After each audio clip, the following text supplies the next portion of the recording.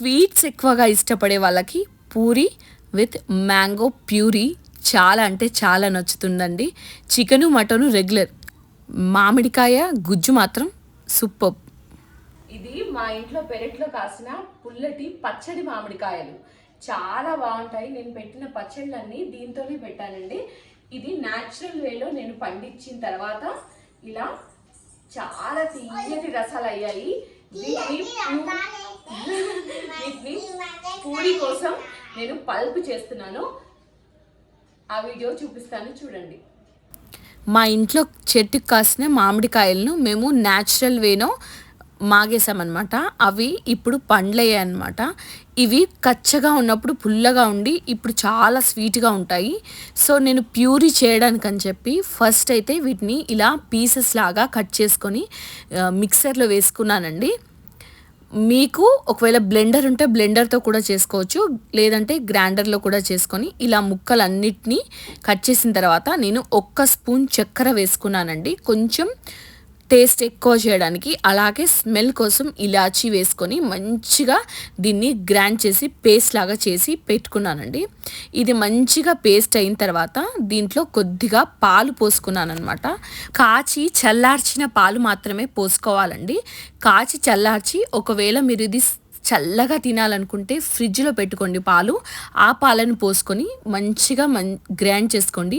ఒకవేళ loose consistency కావాలనుకుంటే పాలు ఎక్కువగా పోసుకోవచ్చు.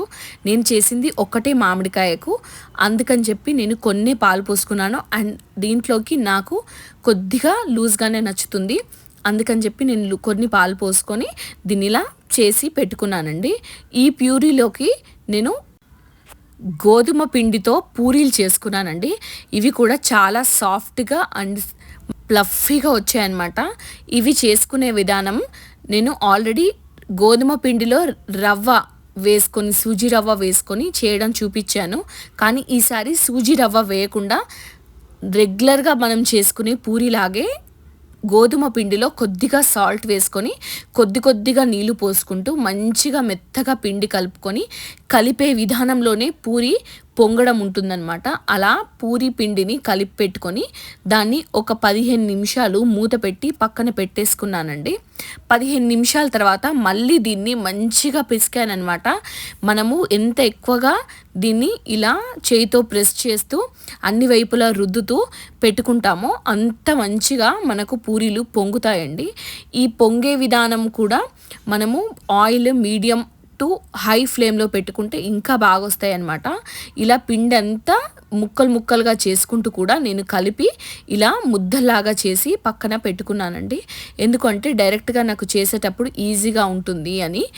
ఈ పూరీల ముద్దలన్నీ ఫినిష్ అయిన తర్వాత బాండి పెట్టుకొని దాంట్లో నూనె పోసి మీడియం టు హై ఫ్లేమ్ మధ్య పెట్టి పూరీల్లాగా చేసుకొని ఒక్కొక్కటి వేసుకొని మంచిగా పొంగైన తర్వాత తీసి పక్కన పెట్టుకున్నాను అనమాట. చూడండి ఎంత బాగా పొంగాయి పూరీలు అని. ఆయిల్ కూడా చాలా తక్కువ పడుతుందండి. మీరు మంచిగా కలిపితే చాలా తక్కువ ఆయిల్ పీల్చుకుంటుంది, ఎక్కువ ఆయిల్ తీసుకోదు. అలాగే వీటిని వేసే ముందు గిన్నెలో టిష్యూ పేపర్ వేసి పొంగిన పూరీలను ఆ టిష్యూ పేపర్ పైన వేయండి. అప్పుడు ఉన్న కొద్దిగా గొప్ప ఉన్న ఎక్సెస్ ఆయిల్ కూడా దాంట్లో వెళ్ళిపోతుంది. అండ్ పూరీలు చాలా బాగా పొంగాయి. ప్రతి పూరి పొంగుతూనే వచ్చిందనమాట.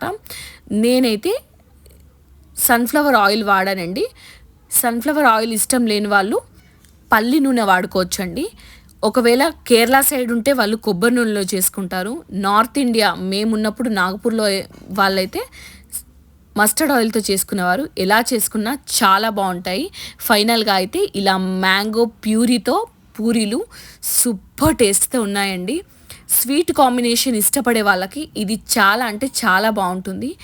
చాలామందికి పూరిలో చక్కెరతో పాటు తినే అలవాటు ఉంటుందన్నమాట. అలాంటిదే ఇది కూడా. వీడియో నచ్చితే లైక్ చేయండి, షేర్ చేయండి, అలాగే